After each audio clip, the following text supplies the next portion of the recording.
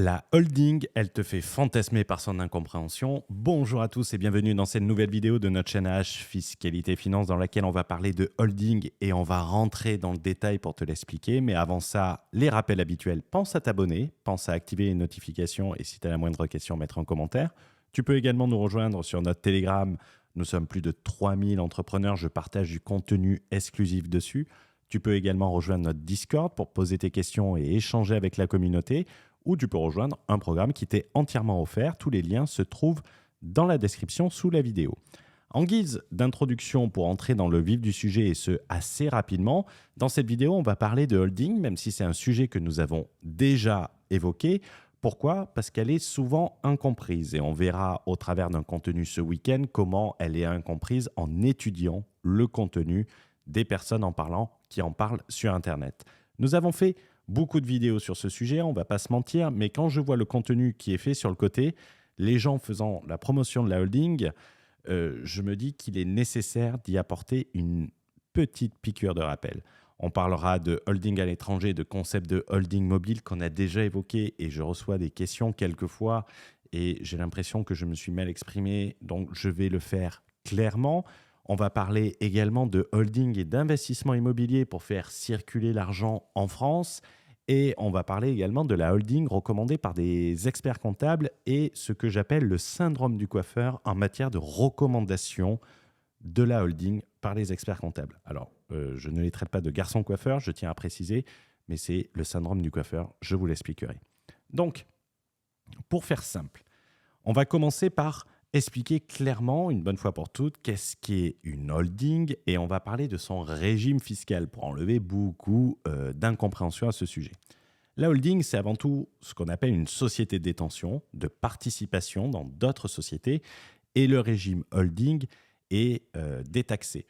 Cette distinction, elle peut paraître anodine, elle peut paraître légère, elle peut paraître sans intérêt, mais ce sont deux choses différentes. Et le capital ne s'obtient pas en additionnant du cash flow, mais en se servant de ces cash flows pour se constituer un capital. Une holding, c'est une société classique. Elle n'a rien d'extraordinaire. Ça peut être une SASU, ça peut être une SNC, ça peut être une SC, Société Civile, une SARL, une EURL en France. Ça peut être une Limited en Angleterre ou toute autre forme sociale. C'est pas une société à part. C'est juste une société qui a un objet particulier de société de détention et de participation. Et le régime holding, le régime Murphy en France, fait qu'il va y avoir une exonération des produits de participation et on va rentrer dans le détail. Donc comprends que ce n'est pas une forme de société, ça n'a rien d'exceptionnel.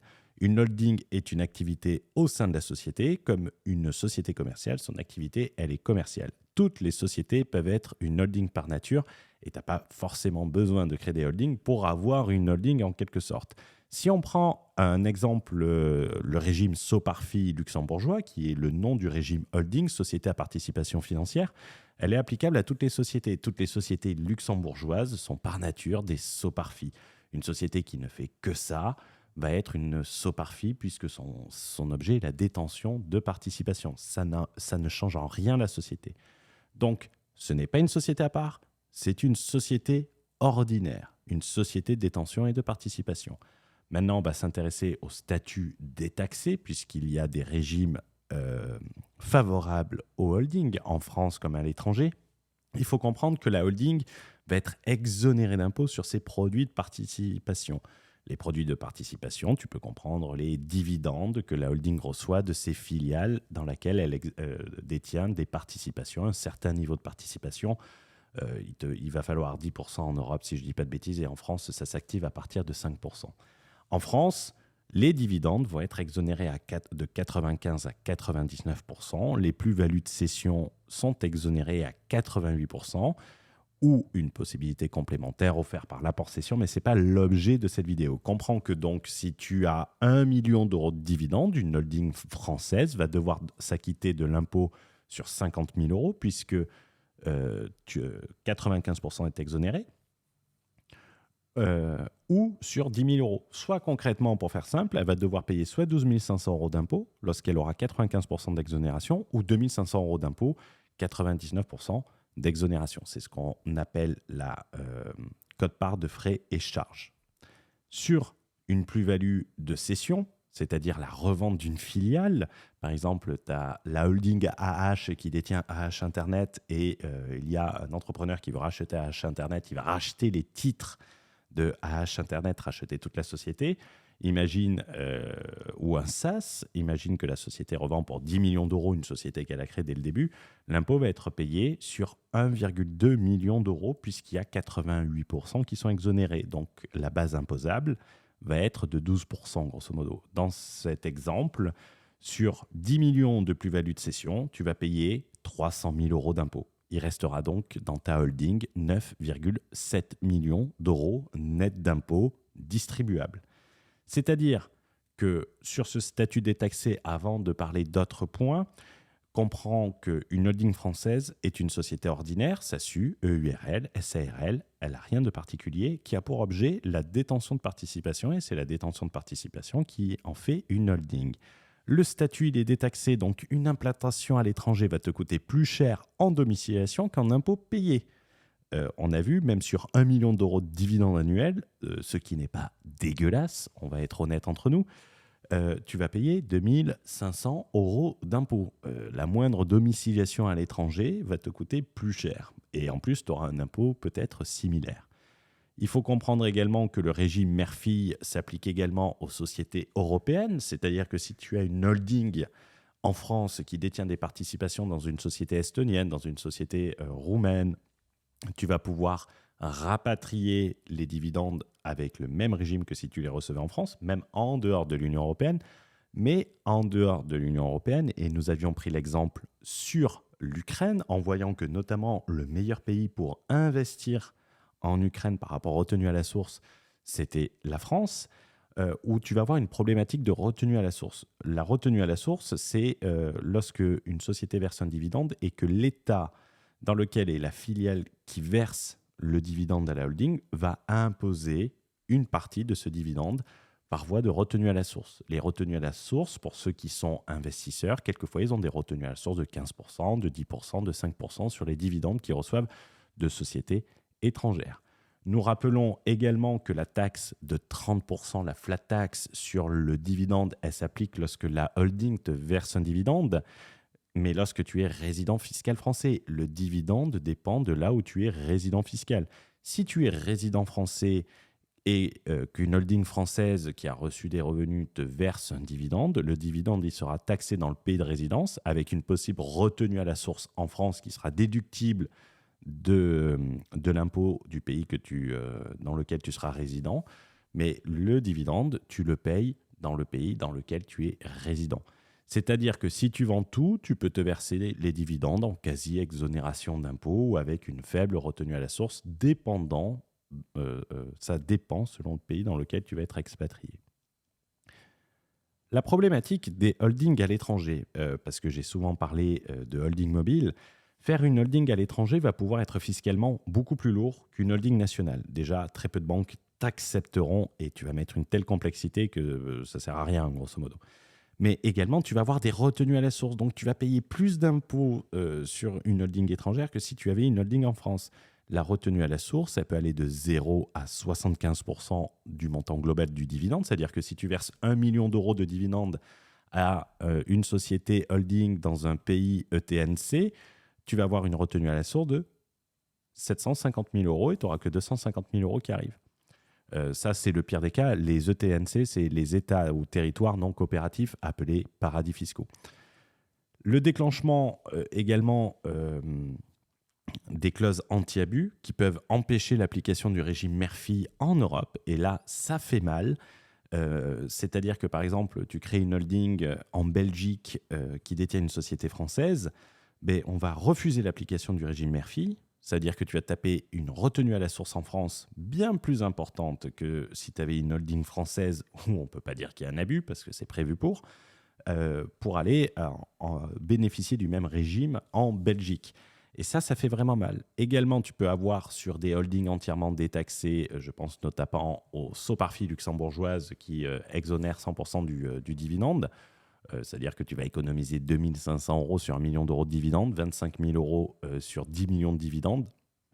L'application des règles CFC peuvent entraîner l'imposition immédiate des retained earnings, des bénéfices laissés en compte sur une holding étrangère, comme s'ils étaient distribués. C'est applicable quand tu es en France, c'est un article du Code général des impôts, ça a déjà été fait, notamment dans le Borderless Entrepreneur, on parle de quelqu'un qui se tape ça en plus de sa requalification en résident fiscal français alors qu'il disait qu'il était résident fiscal bulgare. Ça s'applique également à nos voisins belges qui ont, on appelle ça la règle de transparence forcée des sociétés. Donc on considère que par exemple, tu as une holding, tu as 10 millions de dividendes qui remontent sur ta holding luxembourgeoise. Ça avait été jugé pour le Luxembourg.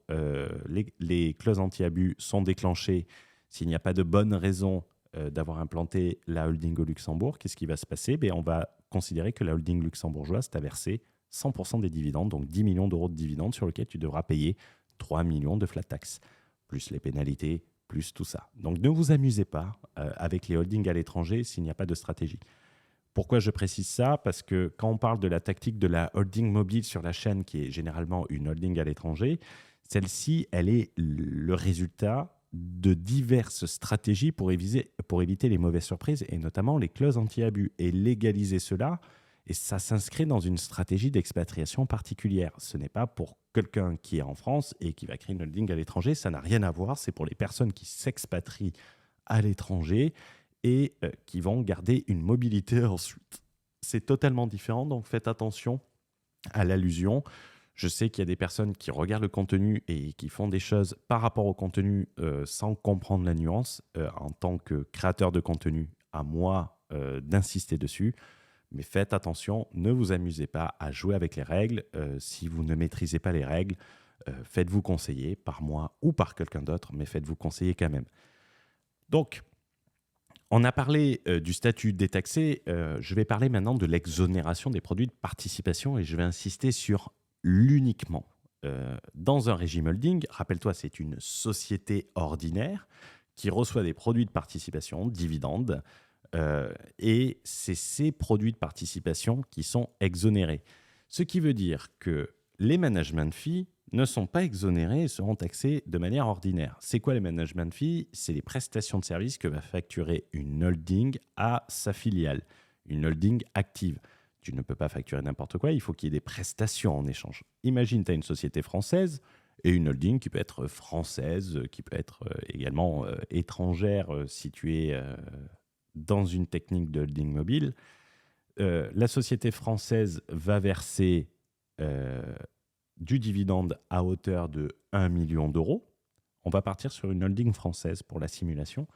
Et la société française va verser à une holding française des management fees de 40 000 euros. C'est-à-dire que la holding facture 40 000 euros de management fees à sa société filiale également française.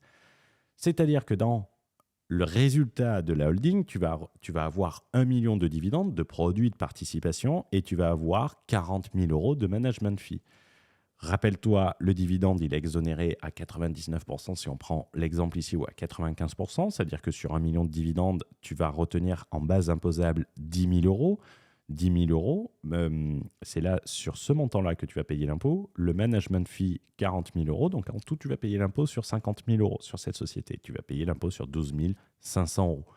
Les management fees sont du produit ordinaire d'une société. De la même manière que si tu prêtes de l'argent de la holding à une filiale, cet argent va devoir être rémunéré, les intérêts vont être déductibles de ta société pour être taxés dans la holding. C'est du produit ordinaire, ce n'est pas du produit de participation. Et bien évidemment, il y avait des gens qui étaient plus malins, qui avaient en fait des financements structurés, ce qu'on appelle des produits hybrides, c'est-à-dire que c'était des financements qu'ils avaient transformés sous une forme de dividende pour le versement et profiter de l'exonération. Donc, retiens une chose, c'est que les produits de participation seulement sont exonérés. C'est-à-dire que tu ne vas pas pouvoir vider ta holding avec les management fees, notamment à cause de la notion de prix de transfert.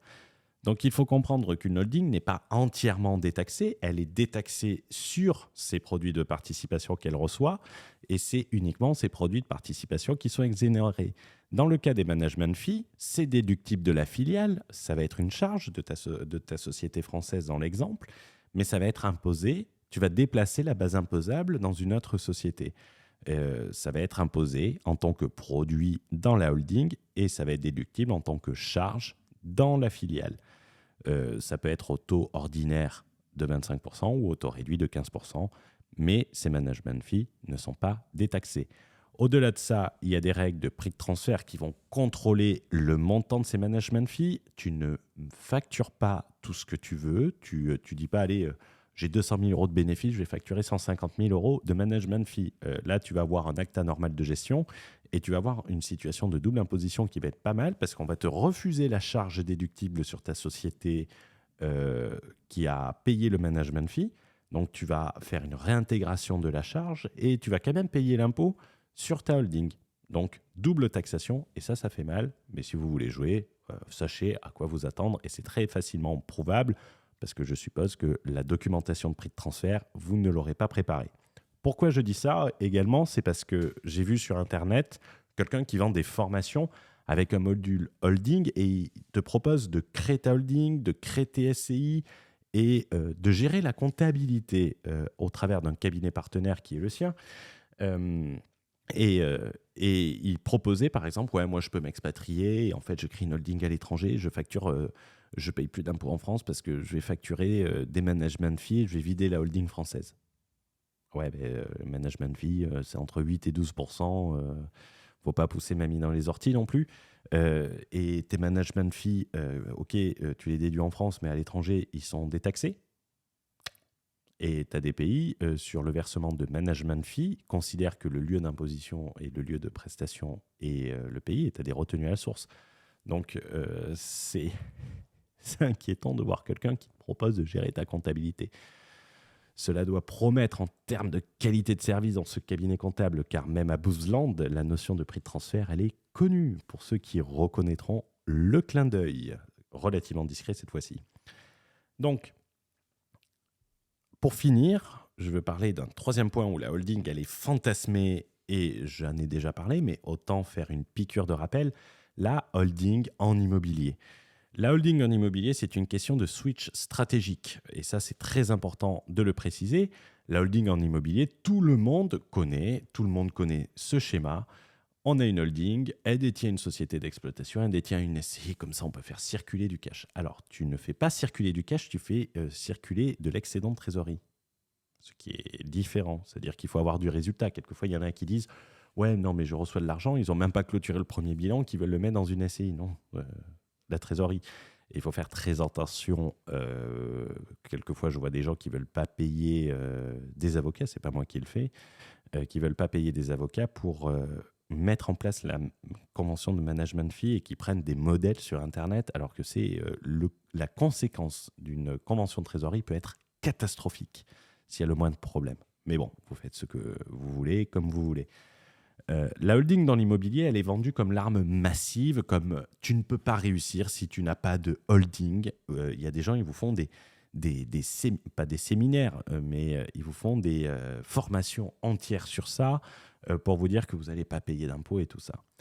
Retiens qu'on ne va jamais te dire que tu ne vas pas payer d'impôts sur les dividendes de ta SCI au travers du régime mère-fille, car ta SCI, elle ne va pas pouvoir te verser de dividendes pendant 6 ans. Une SCI peut verser un dividende que lorsqu'elle est bénéficiaire.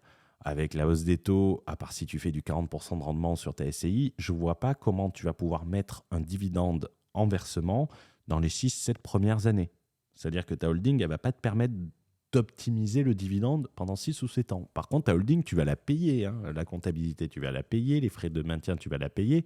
Et les refus bancaires, tu vas te les manger également. Donc ça, c'est quelque chose d'important d'avoir en tête. Une holding, une SCI peut verser un dividende que lorsqu'elle va être bénéficiaire. C'est important de le rappeler. Donc avant qu'elle soit bénéficiaire, entre l'amortissement, entre les frais de notaire, entre les frais d'acquisition, entre les travaux, mais si tu arrives à me verser un dividende dans après le 3e exercice, je te tire mon chapeau. On ne te dit pas non plus que tu vas pouvoir faire de l'intégration fiscale pour économiser des impôts sur ta société d'exploitation. Tu sais, l'intégration fiscale, c'est le fait de dire oui, on va imputer le déficit de ta SCI sur ta société d'exploitation.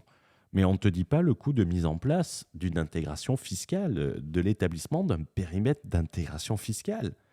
Mais c'est un peu comme, c'est un peu comme si au lieu de payer un DHL, euh, tu prends une enveloppe et tu payes un billet en first class sur un siège pour envoyer un DHL. Il y a des coûts et il faut comparer l'économie d'impôt aux coûts. J'aime bien dire que l'optimisation fiscale, c'est une question de montant. C'est pas, ne cherchez pas à faire de l'optimisation fiscale euh, quand vous générez moins de 200-300 000 euros. C'est un peu comme si vous habitez à Lille et que vous voyez une pub Facebook ou Instagram pour vous dire que le litre d'essence à Nice, il est à 10 centimes le litre. Si vous faites Lille-Nice pour faire le plein, oui, vous allez économiser sur le plein. Mais par contre, si vous prenez l'opération globale, je ne pense pas que vous soyez très rentable. Je pense que même vous y laissez des plumes et un gros nombre de plumes par rapport à ce que vous gagnez. Par contre, si demain vous avez un camion, une citerne de 20 000 litres et que vous faites Lille, Cannes ou Nice, que vous faites le plein de la cuve de 20 000 litres, oui, vous allez payer plus cher, oui, parce que vous allez mobiliser plus de trésorerie, mais par contre, l'économie va être considérable. Pensez à la mise en place et les coûts de fonctionnement, les coûts juridiques de faire de l'intégration fiscale. Si vous me demandez mon avis, société d'exploitation plus SCI, ça n'en vaut pas la peine. Ça n'en vaut vraiment pas la peine par rapport au coût. On ne te dit pas non plus que tu vas te faire refuser dans 90% tes financements bancaires quand tu vas avoir une holding. Il y a 10 mois, donc avant vraiment l'augmentation des taux, c'était déjà le cas. Et déjà en 2021, holding plus SCI en 2021, donc il y a 2 ans, 8 banques ont refusé le montage. Donc vas-y maintenant, à mon avis, tu n'auras pas un chiffre inférieur. La dernière a accepté après une longue discussion et un dossier bien détaillé. Et j'avais répondu d'un point de vue humoristique, merci de ton retour d'expérience. C'est pour ça que je dis que les formateurs immobiliers qui parlent de la holding, tu te poses la question quelquefois s'ils en ont réellement une. Également, sur le Telegram, d'où l'intérêt de s'y connecter, il y a Camille. Est-ce que tu te détailles le point? Car je suis justement en train de voir pour faire une holding et une SCI. J'ai écouté la vidéo et je n'ai pas compris pourquoi c'était la pire idée pour l'investissement IMO. Là, après, il y a des gens qui disent pour le financement, je dirais, et une holding, il faut viser un gros patrimoine. Il explique que les banquiers, on limite la gastro lorsque l'entrepreneur monte sa société via une holding. Et là, Camille répond « Ah, je confirme, le banquier nous a refusé notre projet à cause de cela. » Et au début, elle disait je suis justement en train de voir pour une holding et une SCI. Et je n'ai pas compris quand tu disais la complexité à lever du financement. Pour autant, son projet, son financement a été refusé parce qu'il y avait une holding. Une holding, c'est une nouvelle personne, c'est un intercalaire, c'est plus de complexité, c'est plus de dossiers. Et généralement, ta holding, elle a un capital social de 1 000 euros. C'est-à-dire que le banquier, si ça se casse la gueule, il n'a que 1 000 euros à les récupérer. Si tu crées une holding avec 2,5 millions de capital social, à ce moment-là, la holding devient un avantage. Mais avec 1 000 euros de capital social, pas de fonds propres encore, ben bonne chance.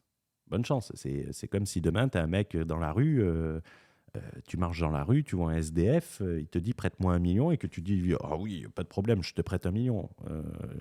Ben, si tu le fais, ne deviens pas banquier. Donc, la holding va être un énorme frein au début d'un point de vue usure. Tu n'as pas envie de faire 8 banques. Perte d'opportunités parce que tu vas pouvoir perdre des superbes opérations. Et tout ça. Donc, holding, dès le départ, c'est un frein parce que ça rajoute de la complexité. Et pour investir avec une holding, il va falloir faire ce que j'appelle le switch stratégique en immobilier. La maîtrise de la holding, elle est primordiale. Le plus important est de savoir se servir de toutes les particularités de la holding et surtout d'un timing parfait. Savoir l'utiliser exactement au bon moment. Et le bon moment pour moi est différent du bon moment pour toi. Attention aux interlocuteurs voulant te faire des holdings, ce que j'appelle le syndrome du coiffeur. Ton expert comptable a vocation à vouloir la faire trop vite, normal, ça lui fait un nouveau client. Et oui, s'il te crée une holding, il va avoir une nouvelle société sur laquelle faire les bilans. Et en plus, il va te facturer des frais de création. C'est le syndrome du coiffeur. Va chez le coiffeur, même si tu es chauve, et demande au coiffeur si tu as besoin d'une coupe. Il va toujours te répondre oui, même si tu sors juste de chez le coiffeur.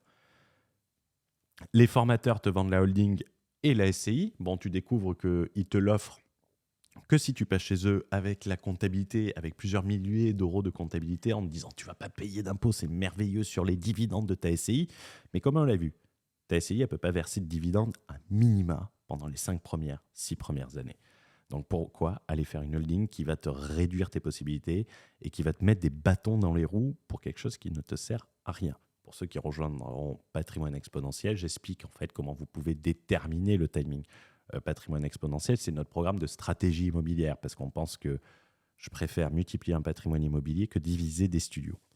Le contenu que tu dois voir en plus de cette vidéo avant de conclure commence à être longue. Si tu veux un exemple à quoi sert une holding, je te recommande de voir comment créer un SaaS où je t'explique la stratégie de la holding de la création à la revente. Dans cette vidéo, on te présente vraiment comment structurer un projet dans lequel il serait complètement fou de ne pas mettre une holding. Le deuxième contenu que je t'invite à voir qui a un rapport avec l'immobilier, à écouter plutôt qu'à voir puisque c'est un podcast, c'est l'interview de comment une investisseuse a bâti un patrimoine de près de 10 millions d'euros en 4 ans. Et devine quoi? Il n'y avait pas de holding. Tata! Suspense. Donc n'hésite pas à l'écouter attentivement et à le réécouter. Il n'est de si bonne compagnie qu'il ne se quitte, donc il va être temps pour moi de conclure. La holding, oui, elle est fantasmatique et fait fantasmer beaucoup de personnes par sa non-maîtrise, par le fait qu'on croit que c'est quelque chose d'extraordinaire alors que c'est quelque chose de totalement ordinaire. Fantasmée car elle n'est pas comprise, pas maîtrisée et qu'elle fait croire qu'on peut faire beaucoup de choses alors qu'il y a énormément de limites et des problématiques découlant de ces limites. Je pense notamment aux règles de déduction de la TVA sur les holdings animatrices où tu as un quotient de déduction. C'est un peu délicat. Et tu as de la TVA, tu as une problématique de TVA sur les management fees. Retiens que la simplicité, c'est la sophistication suprême. Ce n'est pas de moi, je n'ai pas cette prétention et je ne vais pas m'approprier cette citation qui est de Léonard de Vinci. Une holding rajoute de la complexité à ton montage. Cette complexité n'est pas gênante, mais elle peut être un frein dans certains cas si tu la mets notamment trop tôt en place. Comprenez la holding pour la maîtriser et sachez par vous-même quand la mettre en œuvre dans le cadre de votre stratégie, car le timing pour ta holding sera différent du timing de la holding de ton pote. Je te souhaite une bonne journée, une bonne soirée. N'hésite pas à laisser un like, n'hésite pas à partager la vidéo et si tu as des questions, n'hésite pas à les mettre en commentaire. C'est moi qui réponds à tous les commentaires. Je vous remercie. Ciao, ciao.